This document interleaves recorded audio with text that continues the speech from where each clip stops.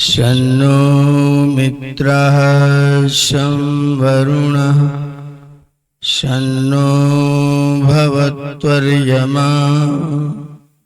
शन्न इन्द्रो बृहस्पतिः शन्नो विष्णुरुक्रमः। ॐ नमो ब्रह्मणे नमस्ते वायो त्वमेव प्रत्यक्षं ब्रह्मासि त्वामेव प्रत्यक्षं ब्रह्म वदिष्यामि ऋतं वदिष्यामि सत्यं वदिष्यामि तन्मामवतु तद्वक्तारमवतु अवतु मामवतु वक्तारम्। ॐ शान्ति शान्ति शान्ति।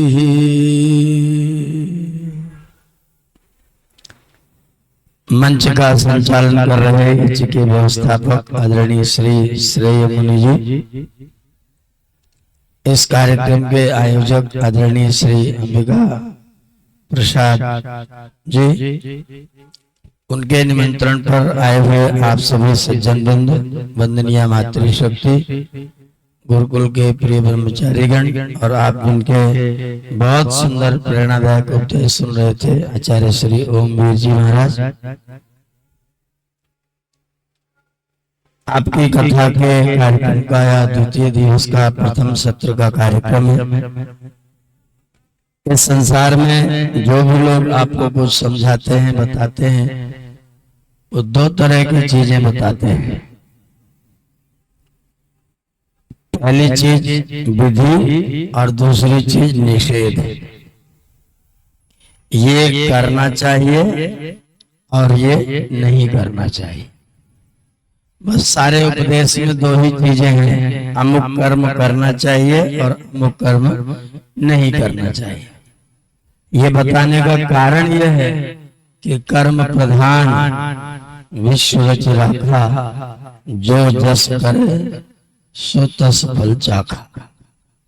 जो जैसा करता है वैसा वैसा फल उसको प्राप्त होता है।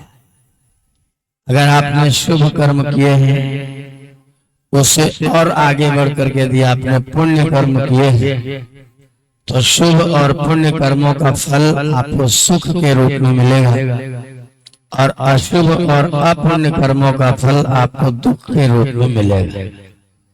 संसार में हम सब प्राणी लोग आए हैं। कुछ कर्म ऐसे होते हैं जिनसे आपको दुख प्राप्त होता है, कुछ कर्म ऐसे होते हैं जिनसे आपको सुख प्राप्त होता है। जब हमारी इंद्रियों के अनुकूल कोई कार्य होता है तो हमको सुख होता है, और प्रतिकूल कोई कार्य होता है, विरुद्ध कोई कार्य होता है तो हमको दुख होता है।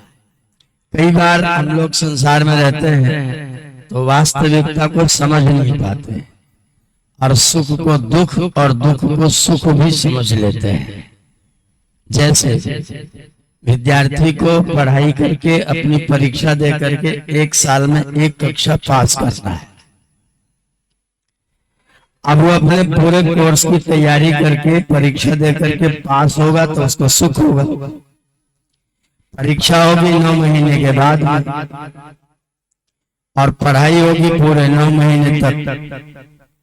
अब वो सोचता है कि मैं पास हूं, तो सब विद्यार्थी चाहते हैं कि मैं पास हो जाऊं, लेकिन पास होने के लिए जो करना चाहिए वो करते समय व्यक्ति को परिश्रम करना पड़ता है, तो उसे लगता है कि मुझे दुख हो रहा है।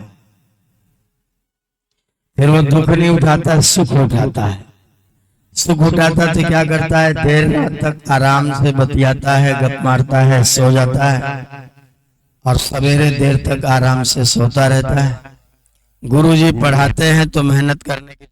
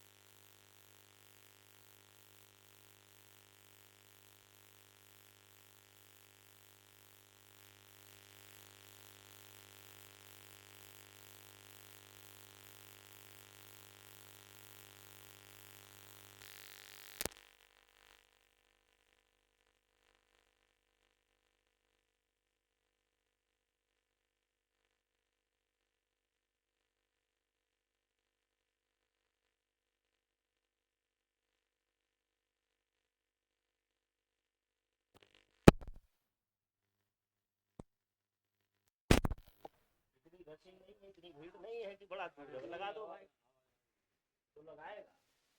सुने, जो सुनने वाले हो सुने ने, इस पर्पज से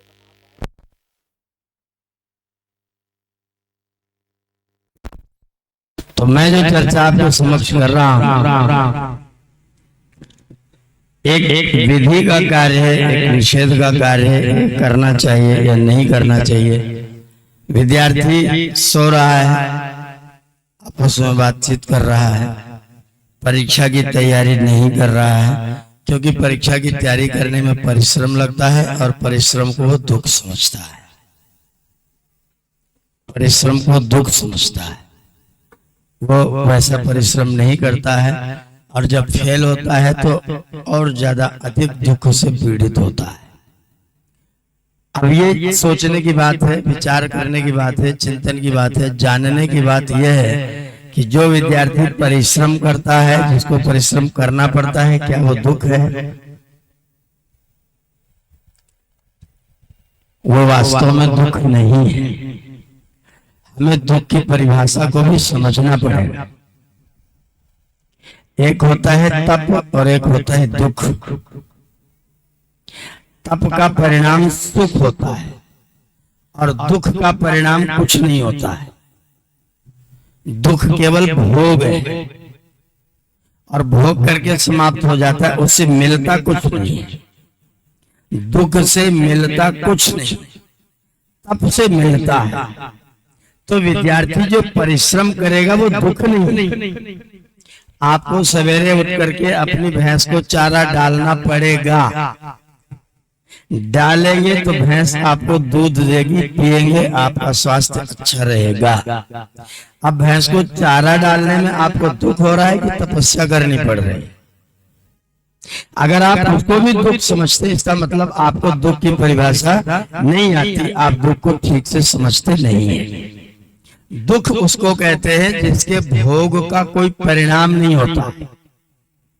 एक उदाहरण लीजिए, थाने में दरोगा जी बैठे हैं। एक व्यक्ति आया भागा भागा, उसने कहा कि दरोगा जी, उसने मेरी जेब काट लिया। बोले जेब में कै रुपए थे? बोले 100 रुपए थे। उसने मेरे 100 रुपए की जेब काटी। बोले आदमी कौन है? बोले अमुक आदमी, मैं उसको जानता हूँ। बोले बुला के लाओ उसको। ला करके हाजिर किया गया। दरोगा जी ने कहा कि दीवार के सहारे पीठ सीधी करके खड़े हो जाओ। और एक दूसरे सिपाही से कहा कि इसकी पीठ पर 10 ईंटा लाद दो। शाम के 5 बजे तक ऐसे ही खड़े रहना, ईंटा लाते हो। थोड़ी देर बाद एक दूसरा व्यक्ति आया, उसने कहा दरोगा जी, मैं चौराहे पर खड़ा था काम लेने के लिए, कोई मुझे लेने ही नहीं आया, आज मुझे काम नहीं मिला। अगर मैं काम नहीं करूंगा तो शाम को मेरे बच्चों को रोटी नहीं मिलेगी, कोई काम हो तो हमको बताइए। दरोगा जी बोले वहां काम हो रहा है, ईंटा लेकर के अपने सिर पर ला दो, लेकर के वहां तक पहुंचाओ। दरोगा जी ने उसके ऊपर भी ईंटा लदवा दिया। एक व्यक्ति के पीठ पर ईंटा लदवा दिया, खड़े रहो। और एक व्यक्ति पर ईंटा बार बार लदवाया, दिन भर लदवाया। शाम को 5 बजे दोनों की छुट्टी हुई। जिसकी पीठ पर ईंटा लदा था उसको क्या मिला? कुछ नहीं। और जो सिर पर ईंटा लाद के ढो के लेके जा रहा था उसको क्या मिलेगा? उसे दरोगा जी ने 400 रुपए निकाल करके दे दिए, जाओ बेटा। उसने 60 रुपए की जलेबी खरीदी, घर ले गया, बच्चे नाच नाच के जलेबी खा रहे हैं। तो ईंटा दोनों ने ढोया, दोनों के सिर पर ईंटे का भार लगा, लेकिन एक के ईंटा उतरने के बाद फायदा कुछ नहीं हुआ और एक के ईंटा उतरने के बाद में 400 रुपए मिले। तो जिसको 400 रुपए मिले वो दुखी नहीं है, उसने तप किया है। और जिसकी पीठ पर ईंटा लगा है वो दुख है। दुख भोग लेंगे, परिणाम कुछ नहीं मिलेगा। तप कर लेंगे तो परिणाम सुख के रूप में होगा। दुनिया के लोग प्रायः दुख को, तप को भी दुख समझते हैं। मैं गुरुकुल में रहता हूँ और गुरुकुल के बगल से एक रास्ता होकर के जाता है। 2-3 साल हो गया, मई का महीना था, मैंने कुछ थोड़ी सी लौकी बोई हुई थी। अब उसकी झाड़ पर चढ़ाए हुआ लौकी थी, मैं कुदाल लेकर के, और गर्मी तो होती मई के महीने में, सवेरे भी गर्मी होती है, मैं खेत में से निकल के बाहर आया तो पूरा शरीर पसीने से लथपथ था, पसीने से शरीर लथपथ था। एक सज्जन मेरे परिचित, मेरे हितैषी, मेरे मित्र रास्ते से होकर के गुजरे। जब उन्होंने मुझे देखा तो एकदम अपना स्कूटर रोका और बोले, आचार्य जी आपको इस तरह से दुखी देखता हूं तो मुझे बड़ा कष्ट होता है। मैंने कहा आपने कैसे जाना कि मैं दुखी हूं? आपने ये कैसे जाना कि मैं दुखी हूं? बोले देख रहे इतनी गर्मी हो रही है, पसीने से लथपथ। मैंने कहा कि शरीर में से पसीना निकलना दुख की बात है कि सुख की बात है? एड्स के मरीज के शरीर में पसीना नहीं होता है, कोढ़ी के शरीर में पसीना नहीं होता है, कैंसर के 4th स्टेज पर शरीर से पसीना निकलना बंद हो जाता है, ब्लड कैंसर के मरीज को 4th स्टेज पर आते आते पसीना निकलना बंद हो जाता है। तो या तो कोढ़ी को नहीं निकलता पसीना, या तो एड्स के मरीज को नहीं निकलता पसीना, और या तो कैंसर के 4th स्टेज के मरीज को पसीना नहीं निकलता है। मुझे पसीना निकल रहा है तो मैं दुखी हूं कि सुखी हूं? पसीना न निकलता तो पसीना निकलना तो मेरे सुख का कारण, आपको दुख कैसे लग रहा है? बोले आपको इतनी मेहनत करनी पड़ती है। मैंने कहा परिणाम में 1 लीटर की लौकी तोड़ के लाके खाता हूँ, वो जो मैं मेहनत कर रहा हूँ उसके परिणाम में 1-1 लीटर की लौकी लगी हुई है, मैं ला करके खा रहा हूँ, रायता बना बना के, जूस निकाल निकाल के पी रहा हूँ। ये जो सुख भोग रहा हूँ ये, अब वो चुप हो गए। मैंने कहा कि आप परिश्रम को दुख को समझते हैं, मेहनत करने को दुख आप क्यों समझते हैं? मेहनत करने को आप तप क्यों नहीं समझते हैं? तप हमारी दैवी संपत्ति है, तप करना दैवी संपत्ति, ये दैवी गुण है। अगर हमारे जीवन में तप है तो परिणाम सुखद होगा। एक व्यक्ति पहलवानी करता है, व्यायाम करता है, कसरत करता है, तैरता है, दौड़ लगाता है, दंड बैठक करता है, दूसरा आदमी कहता है क्यों काया कष्ट कर रहे हो बिना मतलब में? वो काया कष्ट कर रहा है कि परिश्रम कर रहा है? तो एक तो पहले अपनी दृष्टि बदलिए, अपना चश्मा बदलिए कि परिश्रम को दुख समझना बंद कर दीजिए, परिश्रम को तप समझिए, और उस तप का परिणाम हमेशा सुखद होता है। ये भगवान की व्यवस्था पर भरोसा करना शुरू कर दीजिए।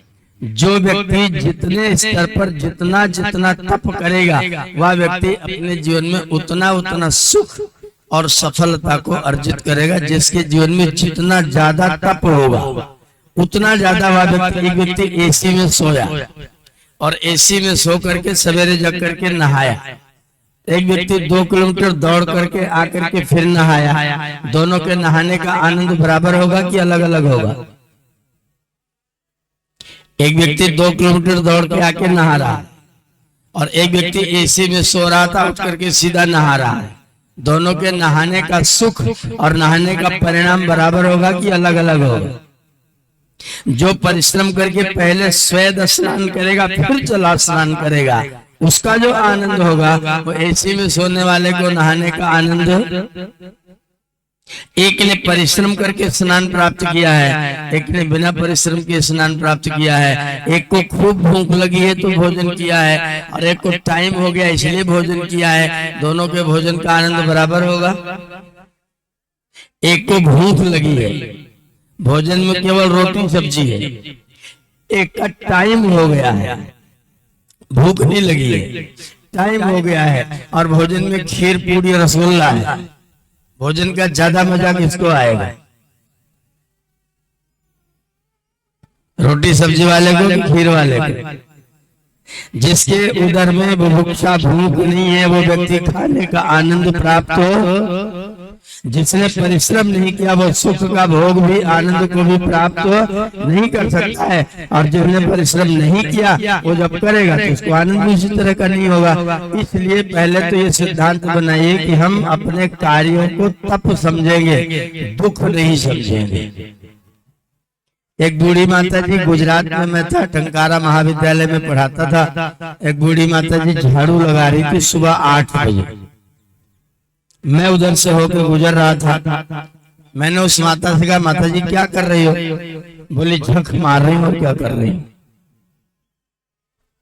मैंने कहा झक मारना किसको कहते हैं?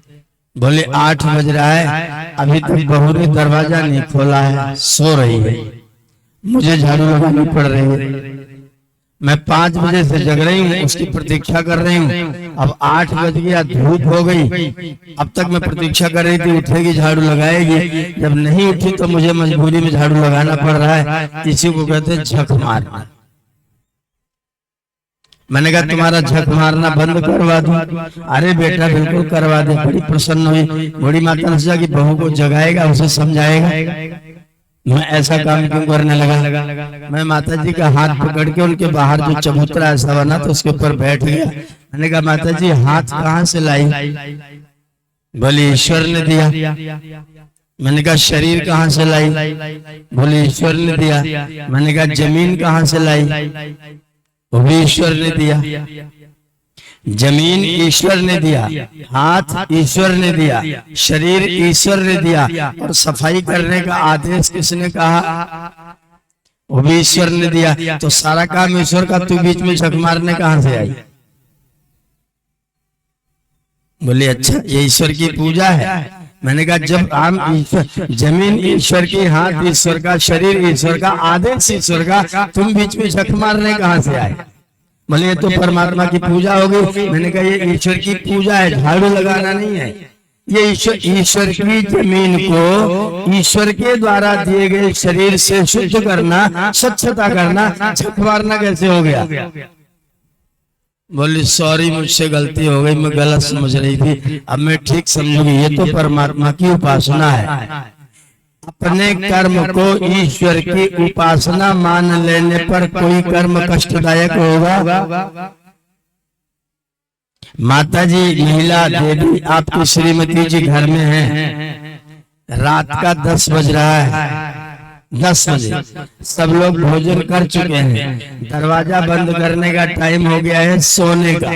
इसी बीच में कोई व्यक्ति आ गया अतिथि के रूप में, और वो अतिथि है आपका साला, माने बहन जी का भाई। तो माता जी को कैसा लगेगा? सुखदायक कि दुखदायक? भाई आया है। अच्छा समधी जी आए हैं, दामाद जी आए हैं तो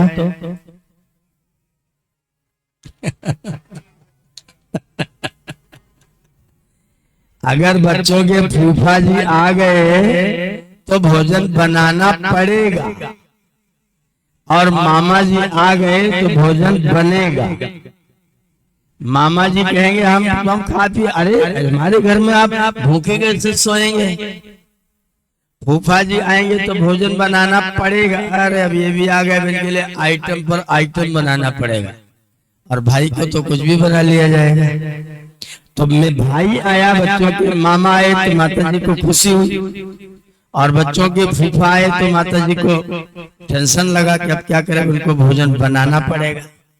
तो जैसे ही आपने सोचा कि भोजन बनाना पड़ेगा, दुख हो गया, और भोजन बनाया जाएगा तो सुख हो गया। आपने सोचा मेरे घर में ईश्वर की कृपा से कोई अतिथि आया जिसको मैं 2 रोटी दे सकता हूँ, मैं अपने किसी अतिथि का सत्कार करूंगा तो आपका मन प्रसन्न, और अतिथि आ गया इसको खिलाना पड़ेगा तो दुख। तो जब आपको पड़ेगा कोई काम तो आपको दुख होगा, और जब आप करेंगे तो सुख होगा। और करने की सामर्थ्य देने वाला कौन है? ईश्वर है। शरीर किसने दिया है? ईश्वर ने। और अगर ईश्वर आपका साथ छोड़ दे तो कितने क्षण तक हम रहेंगे? जब आप यज्ञशाला में यज्ञ करने के लिए बैठते हैं तो जब आपसे पंडित जी कहते हैं आचमन करने के बाद ईश्वर स्तुति प्रार्थना उपासना का मंत्र पढ़ेंगे, तो तीसरा मंत्र पढ़ते हैं और बोलते हैं यस्य छाया अमृतम, यस्य छाया अमृतम, जिस परमात्मा की छाया ही अमृत है। यस्य अछाया मृत्यु, छाया न होना ही मृत्यु है। ईश्वर की छाया होना अमृत है, ईश्वर की छाया न होना मृत्यु है। तो जिस परमात्मा ने अपनी कृपा से हमको अमृत किया हुआ है, अगर उस परमात्मा की आज्ञा से मैं कोई कार्य करता हूं तो दुख कहां से है?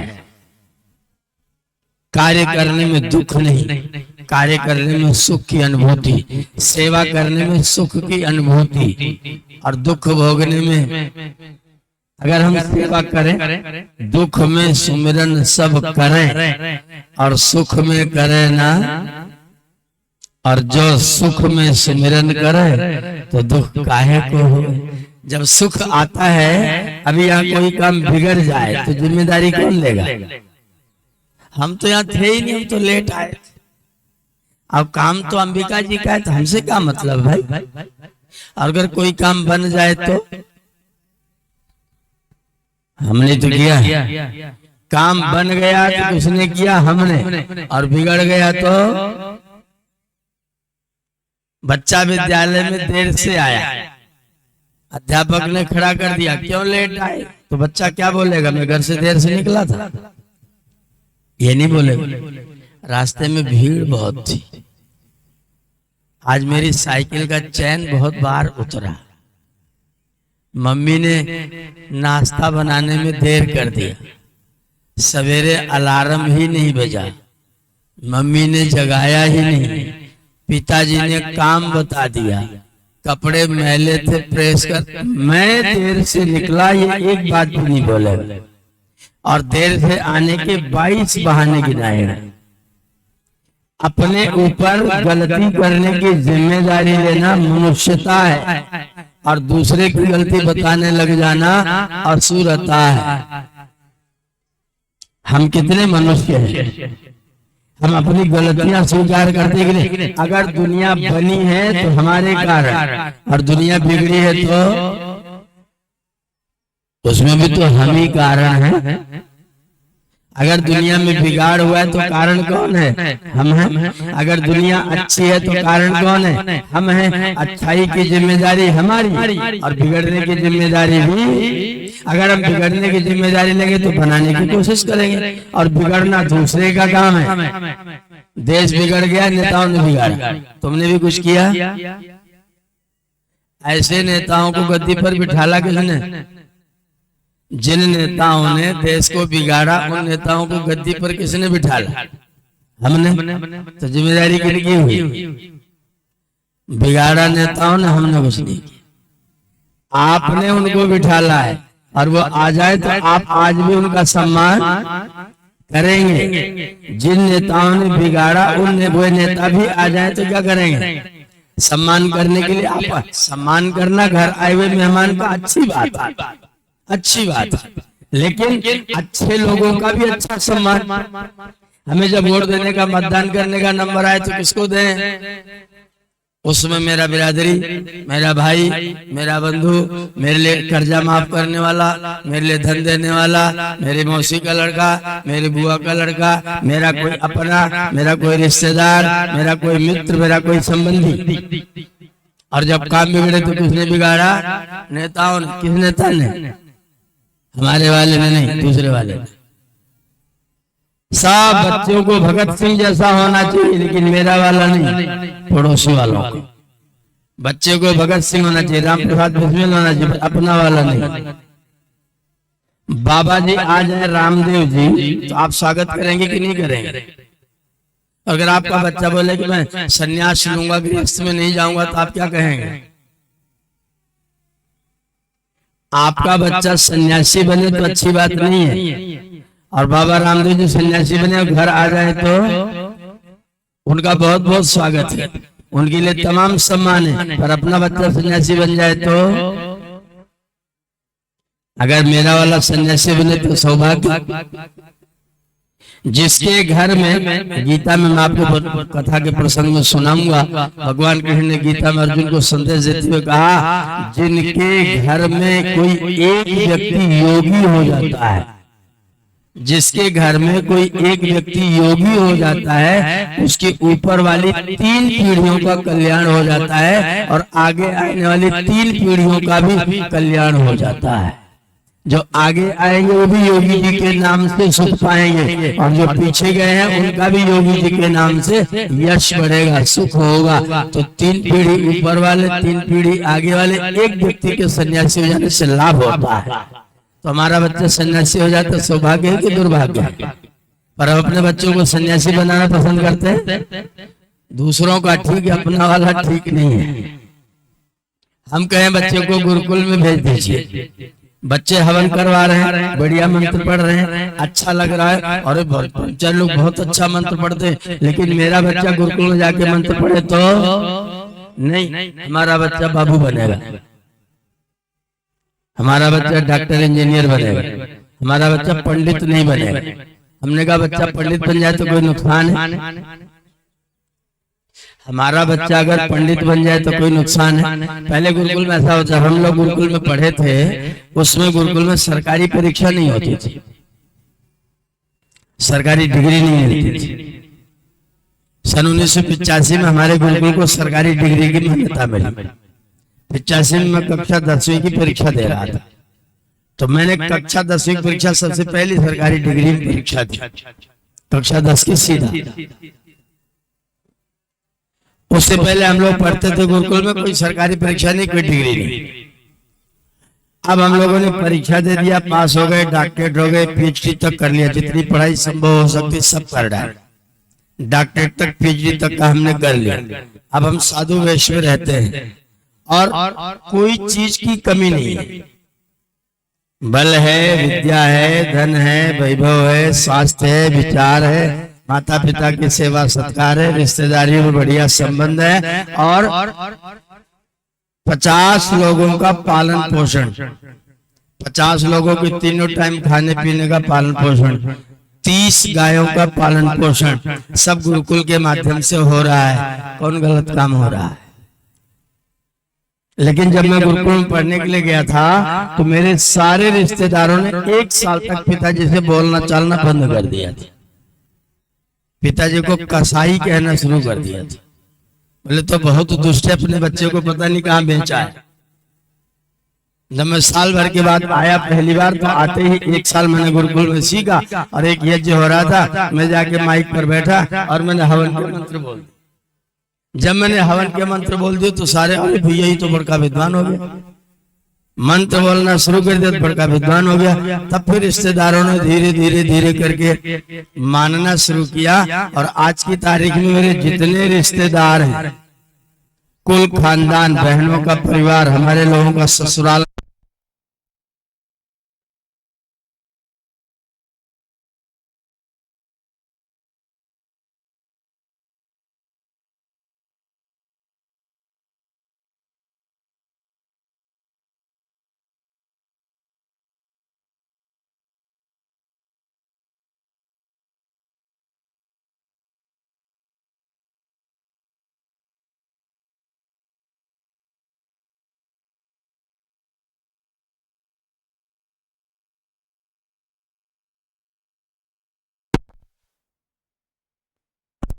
समझदार व्यक्ति को चाहिए कि वो परिणति पर विचार करे, परिणाम पर विचार करे। इसका परिणाम क्या होगा? अगर परिणाम बुरा होगा तो कार्य चाहे जो भी हो अच्छा कार्य नहीं है। अगर परिणाम अच्छा होगा तो कार्य चाहे जो भी हो वो आपके लिए अच्छा कार्य है। आपका परिणाम क्या होगा? एक बच्चा रात दिन जग करके पढ़ता है, मेहनत करता, परिणाम क्या होगा? आईएएस बनेगा, अधिकारी बनेगा, कोई और अच्छा कार्य करने वाला व्यक्ति बनेगा। परिणाम अच्छा होगा तो पहले वाला परिश्रम, आपके यहाँ आने में मुझको परेशानी होगी, कष्ट होगा, रास्ता पूछना पड़ेगा, आना पड़ेगा, आने के बाद बहुत सुख मिलेगा। आए कि ना आए? विचार किस पर करें? परिणाम पर विचार करेंगे तो सुख करेंगे, और पद्धति पर विचार करेंगे तो दुखी होंगे। अब इस समय हम किसान लोग गेहूं काट रहे हैं, इतना सारा गेहूं घर में आएगा, परिणाम कैसा है? अच्छा है। अब जनवरी में पानी लगाना पड़ रहा था, तब उसके महीने में ठंडे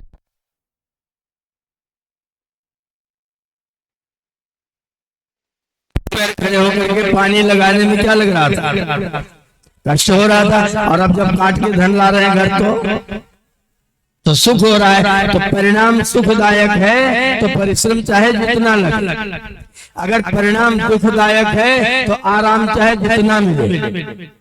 हमें आराम नहीं सोचना, हमें परिश्रम नहीं सोचना। मनुष्य है इसलिए हमको परिणाम सोचना है। मनुष्य शब्द का अर्थ है मत्वा कर्माणि सीव्यति, जो मनन करके विचार करके कर्मों का सेवन करता है उसका नाम है मनुष्य। तो जो परिणाम पर विचार करेगा वो मनुष्य, और जो परिश्रम पर विचार करेगा, आराम पर विचार करेगा, वो मनुष्य नहीं है।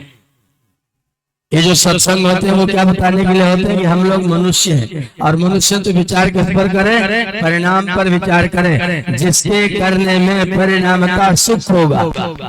आम का पौधा लगाया, पैसे से खरीद के पौधा लाए, या फिर अपने घर में उसको उगाया, उसके बाद में गड्ढा बना के खोद के खाद पानी डाल के लगाया, लगा के फिर उसको हमने पानी पिलाया, पानी पिलाते पिलाते जब तक बड़ा नहीं हो गया तब तक रखाया, बड़ा परिश्रम हुआ।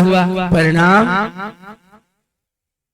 अब दरवाजे पर खटिया बिछा के लेटे और ऊपर से पका हुआ आम गिरे और तुरंत बाल्टी में डाल के ठंडा कर इसको खाएं, तो जो आनंद होगा, खाने का जो सुख होगा, वो पाल वाले आम को खाने वालों को होगा क्या? जो लोग कार्बेट में डाल करके पकाया हुआ आम खाएंगे, उस वाले आम का सुख आप वाले आम के बराबर सुख देगा क्या? तो आपका लगाया हुआ जो परिश्रम था उसका परिणाम क्या होगा? ताजा, शुद्ध, बढ़िया, सुंदर, श्रेष्ठ, उत्तम फल खाने को मिलेगा। तो जो पीछे वाला परिश्रम है वो उसके ऊपर विचार नहीं करना, परिणाम पर विचार करना। जिस कर्म को करने से परिणाम में सुख हो। एक राजा थे, राज्य करते थे,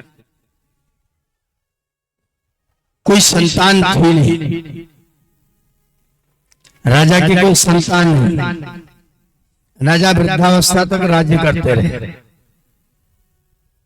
राज्य के किनारे से नदी बहती थी और नदी के उस पार एक बहुत बड़ा भयंकर जंगल था। राजा जब अत्यंत वृद्ध हो गए तो मंत्रियों ने एक दिन कहा, महाराज कोई राज्य गद्दी का उत्तराधिकारी बना दीजिए, निश्चित बाद में हम लोग किसको राजा बनाएंगे। राजा ने कहा कि मेरी मृत्यु के बाद जो पहला व्यक्ति राजमहल के सामने से गुजरे, सवेरे उठ करके एकदम सवेरे जो पहला व्यक्ति राजमहल के सामने से गुजरे, बस उसी को राजा बना दे। मंत्रियों ने कहा अगर वो दुष्ट व्यक्ति निकला तो? बोले दुष्ट निकले तो उसका टाइम फिक्स कर देना, तुमको राजा केवल 180 दिन के लिए बनाया जा रहा है, तुम 180 दिन के राजा हो। 181वें दिन तुम्हारा इस्तीफा ले लिया जाएगा और तुमको नदी के उस पार वाले जंगल में जहाँ शेर, चीते, भेड़िए खुले घूमते, वहां तुमको डाल दिया जाएगा। एक शर्त के साथ में व्यक्ति को राजा बना देना। राजा का देहांत हो गया, एक व्यक्ति को राजा नियुक्त किया गया। उसने कहा जो मैं कहूंगा सब होगा। बोले हाँ। बोले ठीक है, 180 दिन तक 180 देशों से मेरे लिए खाना आएगा। 180 दिन तक 180 देशों से मेरे लिए खाना आएगा। एक दिन अमेरिका का खाऊंगा, दूसरे दिन जर्मनी खाऊंगा, तीसरे दिन रशिया खाऊंगा, चौथे दिन यूक्रेन का खाऊंगा, पांचवें दिन जापानी खाऊंगा, अगले दिन चाइना खाऊंगा। 180 अलग अलग देश का भोजन करूंगा, अलग अलग देश के पानी से स्नान करूंगा, अलग अलग देश के कपड़े पहनूंगा, अलग अलग देश के सेवकों से अपने शरीर की मालिश कराऊंगा। 6 महीने मजा ले लेंगे। मंत्रियों ने कहा ठीक है सरकार, आप राजा हैं, जो चाहे वो करें। 6 महीने तक राजा जी का सत्कार हुआ और 181वें दिन राजा महाराज को लेकर के इस्तीफा लिखवा के और 4 लोग पकड़ के ले जाके जंगल में छोड़ करके आ गए, शेर के शिकार हो गए। फिर दूसरा व्यक्ति राजा बना, उसने भी ऐसे किया। तीसरा बना, उसने भी ऐसा किया। चौथा व्यक्ति कोई समझदार व्यक्ति आ गया, उसने जब गद्दी पर बैठा तो उसने सारे मंत्रिमंडल की बैठक बुलाई। एक बात बताओ, जो मैं कहूंगा वो होगा? अरे साहब आप राजा हैं, जो कहेंगे वो होगा। बोले ठीक है, तो जितने देश भर के इंजीनियर हैं सबको बुलाओ, देश भर के जितने सिविल इंजीनियर हैं सबको बुलाओ। सब इंजीनियर आ गए। बोले जैसा राजमहल, जैसी सड़कें, जैसे स्थान, जैसे गांव इस पार है नदी की, ऐसे ही राजमहल, ऐसा ही गांव, ऐसी बाजार उस पार बनाने में कितना समय लोगे? बोले आप कितने समय में चाहते हैं? बोले हम 6 महीने में चाहते हैं। बोले हम लेबर अगर आप दे दे तो हम 6 महीने में करवा देंगे। बोले जितने लेबर चाहे उतने लगा लो, पैसा जितना खर्चा उतना खर्चा कर लो, ऐसा ही राजमहल उस पार बना दो। सारे इंजीनियर जुड़ गए, सारे लेबर जुड़ गए और उस पार ऐसा ही महल बन गया। 181वें दिन अपने आप इस्तीफा लेकर के आए। बोले भैया आज मेरा 180 दिन पूरा हो गया, अब आप मुझे जहां ले जाना चाहो ले जाओ। तो मंत्री लोगों ने कहा महाराज अब आपको उस पार छोड़ने का क्या मतलब है? जैसा यहाँ है यदि वैसा वहां भी है, अब आपको हम छोड़ के क्या करेंगे? आप तो अब हमारे राजा बने ही हो, अब आपको हम छोड़ेंगे नहीं। हम सब वही राजा हैं। कितने कितने दिन के लिए आए हैं? कोई टाइम पता? कल का भी पता नहीं है। किसी कवि ने लिखा बहुत सुंदर गीत, किसे पता है कौन जगेगा, किसे पता है कौन जगेगा, आने वाले कल में जीवन बीत रहा पल पल में, जीवन बीत रहा पल पल में, जीवन बीत रहा पल पल में। ये जीवन बीत रहा, कल का किसी को पता? ऋग्वेद में मंत्र न नमस्ते कस्तद्वेद यदद्भुतम। निश्चित तौर पर कल नाम की कोई चीज नहीं है, जो हुआ ही नहीं है उसको कौन जानता है? कल को किसने देखा है? युधिष्ठिर महाराज बैठे थे, 4-5 ब्राह्मण लोग आए, बरसात हो रही थी। महाराज से बोले महाराज हमको हवन करना है, समिधा चाहिए, लकड़ी हमारी भीग गई है, आप हमें समिधा की व्यवस्था करिए, आप तो राजा हैं। युधिष्ठिर बोले आज तो बरसात हो रही है, कल आना, कल तुम्हारी समिधा की व्यवस्था हम कर देंगे। महाराज लोग लौट गए, भीम एकदम से उठे और विजय का नगाड़ा बजाना शुरू कर दिया। नगाड़ा डमडमाडम बजने लग गया। सब लोग भाग के गए, क्या बात हो गई? भीम कैसे ये नगाड़ा क्यों बजा रहे हो? बोले हमारे भाई ने काल पर विजय प्राप्त कर लिया है, हमारे भाई को कल होने का निश्चय हो गया है, इसलिए मैं ये नगाड़ा बजा रहा हूँ। युधिष्ठिर को अपनी गलती एकदम से समझ में आई। बोले उन पंडितों को तुरंत बुलाओ और कैसे भी करके समिधा अभी निकाल करके दो, क्योंकि कल का पता नहीं है। इसलिए जो कुछ करना है आज ही करना है और अभी से करना है। कल करने के लिए आपके पास में कोई टाइम नहीं है। जितना समय हमारे पास है, हम भी 6 महीने के राजा हैं, मजा ले लेंगे, तपस्या कर ले, तप करेंगे तो परिणाम में उस तरह का नया राजमहल मिलेगा, और तपस्या नहीं किया तो घोर घना जंगल मिलेगा। क्या करना चाहिए? अगर इस जीवन में आकर के मैंने केवल मजे लिए हैं और सारा मजे का जो बैलेंस था वो सारा का सारा खत्म हो गया, तो जब अगली बार आएंगे तो क्या लेके आएंगे? बैलेंस तो सारा खर्च कर डाला। अब जब लौट के आएंगे तो क्या मिलेगा? जब लौट के आएंगे तो माता पिता कटोरा खरीदेंगे, कि जब बड़ा हो जाएगा तो किसी में मांगेगा, तब तक कि सिल्वर का कटोरा भी महंगा हो जाएगा। उसको कटोरा खरीदेगा, बोलेगा दे अल्लाह के नाम, दे दाता के नाम, तुझको अल्लाह रखे। सुबह से हो गई शाम, तुझको अल्लाह रखे। ये गाना गाता गाता फिर देता रहेगा, मांगता रहेगा। और देने वाले कितना देंगे? देने वाले कितना देंगे? भिक्षा मांगने पर कितना देते हैं? जितना सबसे छोटा उस समय का चालू सिक्का हो। जिस समय भिक्षा मांगी जा रही उस समय का जो सबसे छोटा चालू सिक्का, मैंने 1 पैसा भी देते देखा है, 2 पैसा, 3 पैसा, 5 पैसा भी देते मैंने देखा है, चवन्नी देते देखा है, अठन्नी देते देखा है, 10 पैसा देते देखा है, और अब तो 10 रुपया भी दो तो लेने वाले का मुंह बना रहता है। अब 10 रुपए, लेकिन हम देते सबसे छोटा ही, क्योंकि वो देने वाला लेने वाला कौन है? भिखारी। वो जमा करने वाला नहीं है। अगर उसने जमा किया होता, आपके बेटे ने जमा किया है, भिखारी आया मांगने के लिए, आपने जेब टटोली, 10 का नोट निकला, बोले जाओ खुला नहीं है, चिल्लर नहीं है। भिखारी चला गया। थोड़ी देर में बेटा आया, बोले पिताजी 5 रुपए का कुरकुरे खरीदना है, 5 रुपए दे दो। आपने कहा खुला नहीं है, ले जा, लौटा के वापस कर जा।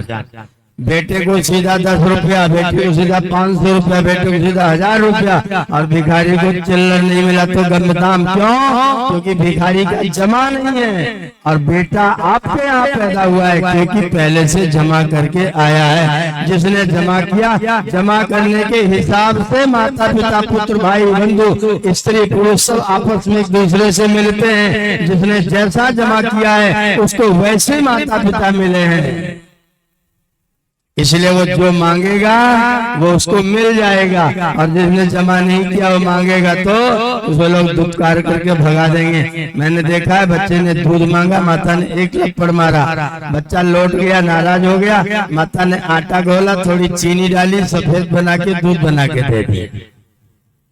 दूसरा बच्चा बोतल में माता गाय का दूध लिए घूम रही है, बच्चा पीछे पीछे भाग रहा है, मैं नहीं पीऊंगा, मैं नहीं पीऊंगा। माता जबरदस्ती, एक बच्चा दूध मांग रहा है, थप्पड़ पा रहा है, एक बच्चा बढ़िया दूध आगे आगे भाग रहा है, माता पीछे पीछे दौड़ रही है। एक बच्चे के टिफिन में, नाश्ते में, विद्यालय जाते समय बढ़िया पराठा है, और दूसरे बच्चे के टिफिन में सादी रोटियां हैं और थोड़ा सा साग है। तीसरे बच्चे के टिफिन में बासी रोटियां हैं, साग के स्थान पर गुड़ या अचार रखा हुआ है। तीनों बेटे हैं, तीनों पढ़ने जा रहे हैं, तीनों किसी माता पिता के संतान है। एक पराठा लेके गया, एक रोटी ले गया, एक चवेना ले गया, एक बासी रोटी ले गया। तीनों में अंतर का कारण क्या है? जिसने जैसा जैसा जमा किया था उसको वैसा वैसा। यस्माच्च येन च यथा च यदा च यावच्च यत्र च शुभाशुभमात्म कर्म तस्माच्च तेन च तथा च तदा च तच्च तावच्च तत्र च कृतान्तवशादुपैति। ये अनुप्रास अलंकार का बढ़िया वचन है। यस्माच्च येन च यथा च यदा च यच्च, सब में या आ गया। दूसरी लाइन में सब में या के स्थान पर ताता जोड़ दो। तस्माच्च तेन च तथा च तदा च तच्च, जिसने जैसा जब जहाँ जिससे जितना शुभ या अशुभ कर्म किया है उसको उससे उतना वैसा वही सुख या दुख व्यक्ति को प्राप्त होता है। माता सीता जी अशोक वाटिका में बैठी हैं, रावण मारा जा चुका है। राम जी ने कहा, हनुमान जी मैंने तो प्रतिज्ञा किया है किसी राज्य में प्रवेश 14 वर्ष तक नहीं करूंगा, और लक्ष्मण मेरा छोटा भाई है, उसको भी शत्रु के राज्य में अकेला भेजना ठीक नहीं है। अपने छोटे भाई को शत्रु के राज्य में अकेला भेजना समझदारी की बात नहीं है। और हनुमान जी तुम एक बार रावण के रहते रहते भी देख करके आए हो, तो तुम्हारा लंका का अनुभव ठीक है। तुम चले जाओ सीता जी के पास और उनको सारी सूचना देके और मेरे पास आने के लिए उनको निवेदन करो। हनुमान जी वहां पहुंच गए, सारा समाचार सुनाया, सीता माता चलने को तैयार हो गई। तो हनुमान जी ने कहा, माता जी आपकी एक अनुमति मुझको चाहिए। वाल्मीकि रामायण यहाँ पर रखा है, आप देख करके पढ़ सकते हो उस प्रसंग को। हनुमान जी ने कहा, माता जी एक अनुमति आपसे चाहिए। बोली बेटा क्या अनुमति चाहिए? हनुमान जी बोले, जो राक्षसिनियां हैं ना, जिन्होंने आपको 8 महीने से जिनकी तलवारों के साये में आप जी रही हैं, इन्होंने आपको बहुत धमकाया है, बहुत दुखी किया है, खून के आंसू रुलाया है। अगर आपकी अनुमति मिल जाए तो मेरे मन में ऐसा है कि इनको मैं पटक पटक के इनके सिर की चटनी बना के तब चलूं। अगर आप अनुमति प्रदान करो तो। सीता माता की आंखों में आंसू भर के माता जी बोली, हनुमान जी अगर तुम्हारे पास पुरस्कार देने के लिए कोई वस्तु हो तो इन सब राक्षसिनियों को पुरस्कार प्रदान करो। अब हनुमान जी की आंखों में आंसू आ गए। बोले, जिन्होंने तुमको सताया तुम उनके पुरस्कार की बात कर रहे हो? कैसी माँ हो, कैसी माता हो, कैसी महिला हो? माता सीता ने कहा कि इन राक्षसिनियों की गलती क्या है? कोई सेवक कोई नौकर अपने राजा की आज्ञा का विधिवत पालन करे तो पुरस्कार दिया जाए कि तिरस्कार दिया जाए। रावण ने इनको जैसा आदेश किया था उस आदेश में इन लोगों ने कोई कोताही नहीं बरती। 24 घंटे जगती थी और मेरा ध्यान रखती थी और रावण की आज्ञा का ही पालन करती थी। उनकी गलती क्या है? ये तो नौकर है और नौकर का कर्तव्य क्या है? स्वामी को खुश करना। इन्होंने अपने स्वामी को खुश किया, इनकी गलती क्या? इनको क्यों दंडित करोगे? हनुमान जी बोले इन्होंने तुमको कष्ट बहुत दिया है। सीता जी तुरंत बोली कोई न काहू दुख सुख कर दाता, कोई न काहू दुख सुख कर दाता, तो निज कर कर्म भोग सब ताता। ए भैया सब अपने अपने कर्म का फल भोगते हैं। जो ये दुख मुझको हुआ है ना तो मेरे कारण से हुआ, इनकी बेचारियों का कोई गलती नहीं है। इन्होंने तो अपने स्वामी की आज्ञा का पालन किया है। हनुमान जी ने कहा तो आपने क्या गलती की थी? बोले बैठो मैं तुमको बताती हूँ। हनुमान जी बैठ गए। माता सीता ने कहा याद करो वो दिन जिस दिन मारीच हिरण का रूप धारण करके मेरे आश्रम के पास में आया था। मैंने उसको देखा तो मुझे बहुत अच्छा लगा, सुनहरे रंग का। मैंने भगवान श्री राम से कहा कि जाकर के हिरण को पकड़ के लाओ, इसको मेरे पास में बांध दो, मैं इसके साथ में खेलूंगी, इसको खिलाऊंगी, मुझे बहुत आनंद आएगा। राम जी ने कहा कि वो वनचारी है, वन का पशु है, वन में खुला घूमेगा तो सुख से रहेगा। अगर तुम उसको कुछ वैसे ही बुला के खिलाओगे तो तुम्हारे आश्रम के आसपास में रोज घूमता रहेगा, उसको देखते रहना, उस बेचारे को बंधन में न डालना। मैंने राम जी से कहा कि नहीं मुझे तो वो हिरण चाहिए चाहे कुछ भी हो जाए। राम जी ने कहा क्यों व्यर्थ में विवाद कर रही हो और क्यों व्यर्थ का काम करो, हिरण को खुला रहने दो, वन का पशु है, वो वन्य पशु से खुला रहना अच्छा है। मैंने राम से कहा नहीं मुझे तो वो चाहिए और चाहिए हर हालत में। अगर तुम नहीं करोगे तो मैं लक्ष्मण को भेजूंगी और तुम कुछ दोनों नहीं करोगे तो मैं खुद धनुष उठाऊंगा उसके पीछे जाऊंगा। उस दिन मैंने राम जी के साथ में विवाद करके और हिरण के पीछे मैंने राम जी को भेजा था। किसी स्त्री को जब अपने पति को किसी संकट में डालना पड़े किसी चीज के लिए तो स्त्री को वो चीज प्रिय है, वह वस्तु प्रिय है कि मेरा पति प्रिय है।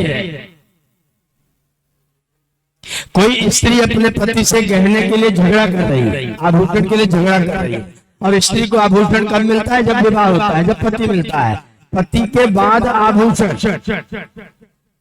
और स्त्री आभूषण के लिए पति से लड़ रही है, तो आभूषण प्रिय है कि पति प्रिय है? और पति न रहे तो आभूषण रहेगा, उतारा जाएगा। पति के न रहने के बाद अगर आभूषण पहन के घूमेगी तो लोग क्या कहेंगे? तो उसको आभूषण प्रिय होना चाहिए कि पति प्रिय होना चाहिए? सीता जी खुद पूछ रही मुझे हिरण प्रिय होना चाहिए था कि राम जी प्रिय होने चाहिए थे?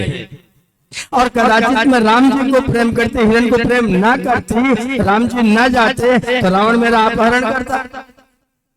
मेरा अपहरण हुआ क्योंकि राम जी वहां नहीं थे, लक्ष्मण जी को मैंने लड़ झगड़ के वापस भेज दिया। गलती किसकी थी? वो गलती मेरी थी। परिणाम में दुख किसको मिलेगा? वो मुझे मिलेगा। मैंने गलती की, मैंने परिणाम भोगा।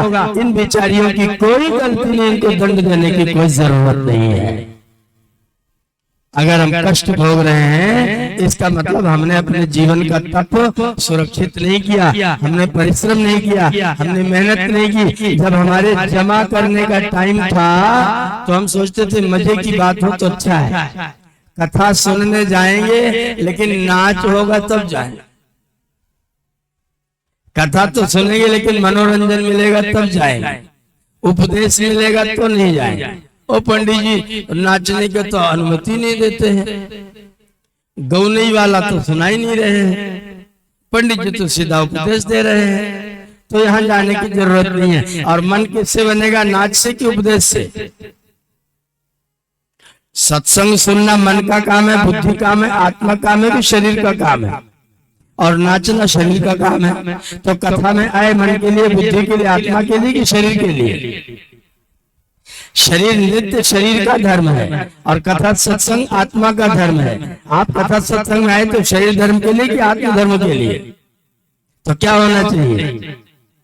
जहाँ प्रेरणाएं मिलती हैं, जहाँ संदेश मिलते हैं, जहाँ उपदेश मिलते हैं, जहाँ बुद्धि की व्यायाम होता है, जहाँ बुद्धि को परिश्रम करना पड़ता है, जहाँ सुनने में मन को लगाना पड़ता है, वो स्थान आपका कल्याण करने वाला है। और जहाँ मनोरंजन होगा वहाँ मनोरंजन आपके कल्याण का साधन नहीं है। और मनोरंजन का स्तर भी अलग अलग होता है। विद्वान व्यक्ति को मुझे कोई व्यक्ति संस्कृत में कविता सुनाए तो मेरा मनोरंजन होगा कि नहीं होगा? और जिसको संस्कृत नहीं आती उसके सामने सुनाए तो? जो व्यक्ति कुछ नहीं जानता उसको कविता कोई व्यक्ति सुनाए तो? भैंस के आगे बीन बजाए तो भैंस क्या करेगी?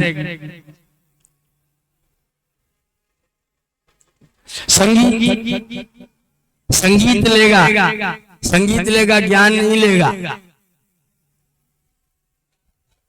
जो जिस वस्तु को जानता है उसके उस स्तर का मनोरंजन होगा।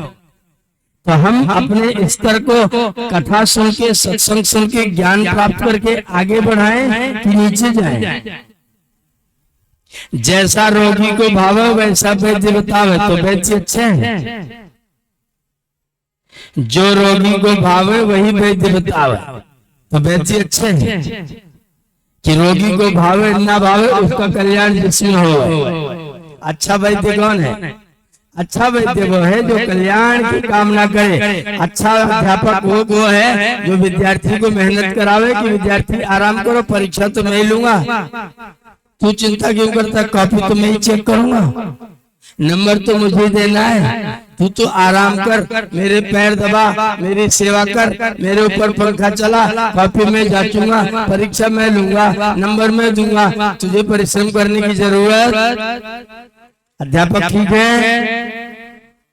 जो अध्यापक अपने विद्यार्थी से परिश्रम कराता है परमार्थ में वही अध्यापक ठीक है। जो व्यक्ति अपने लक्ष्य की प्राप्ति के लिए जितना अधिक प्रयत्न करता है वो व्यक्ति उतना ही अच्छा है। और जो जितना जितना अपना प्रयत्न कम करता है तो कम प्रयत्न करते करते कितना करेंगे? अगर व्यक्ति को ढीला छोड़ा जाए तो कितना ढीला छोड़ा जाए?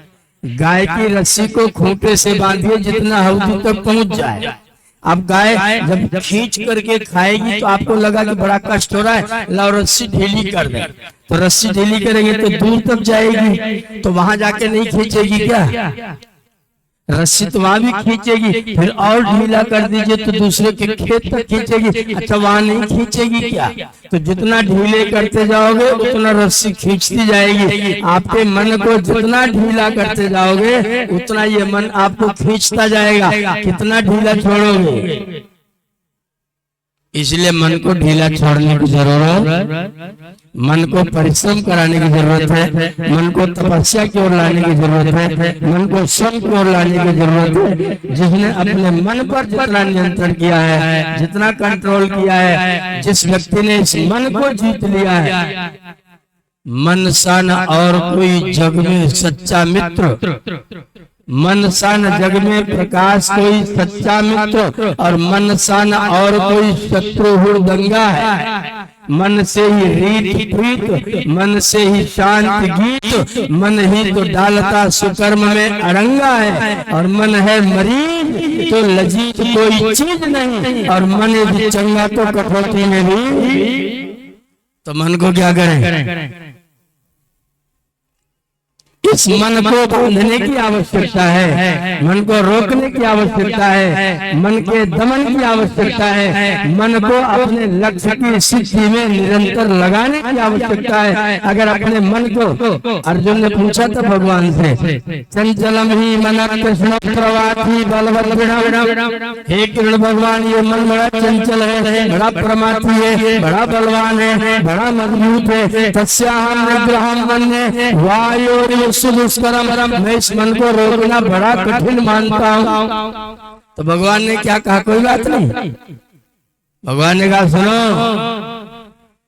ये मन चंचल है, किंतु अभ्यासेन च कौन्तेय वैराग्येण च वाध्यते। जब तुम अभ्यास करोगे, जब तुम वैराग्य लाओगे, तब तुम्हारा मन तुम्हारे नियंत्रण में रहेगा। और जब अपने मन को तुम नियंत्रण में रखोगे तो तुम अपने कल्याण का कार्य करोगे। और मन के नियंत्रण में तुम रहोगे तो तुम्हारा अकल्याण 100% निश्चित है।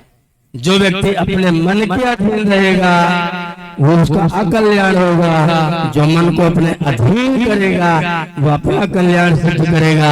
हम सब प्राणी, सभी मनुष्यगण अगर अपने मन पर नियंत्रण करके उसको सत्य रास्ते पर लगाएंगे तो आपके जीवन का कल्याण होगा।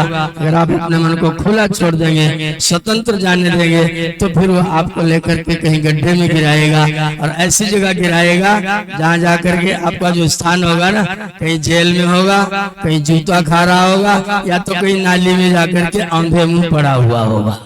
वो सब मन के अधीन लोग हैं। उस मन को रोकने की कोशिश आपको सत्संग के माध्यम से, ज्ञान के माध्यम से करनी है। इसी के लिए आपको यह सत्संग करना होता है। आज आप लोगों ने मेरी बात ध्यानपूर्वक सुनी। पूरा 1 घंटा मुझे अपनी बात करते हुए हो गया है। आपका बहुत बहुत धन्यवाद करते हुए इस समय के लिए वाणी को विरमित करूंगा। रात्रिकालीन सत्र में एक मध्याह्न का कार्यक्रम 5 बजे के बाद हम लोग यज्ञ करेंगे, भजन पूजन संध्या वंदन करेंगे। उसके बाद अपना भोजन आदि का 1 घंटे में कार्यक्रम कर लेंगे और फिर 8 बजे से 11 बजे तक पुनः श्रीमद् भागवत कथा का पाठ, उसका सत्संग, उसका प्रवचन अपने लोग यहाँ से श्रवण करेंगे। तो इस समय के लिए हम लोग विरमित, मैं विरमित अपने आप को करूंगा और फिर सायंकालीन यज्ञ और फिर सायंकालीन कथा के लिए आप सबको सादर आमंत्रित करते हुए अपनी वाणी को विरमित करते हुए ओम शांति।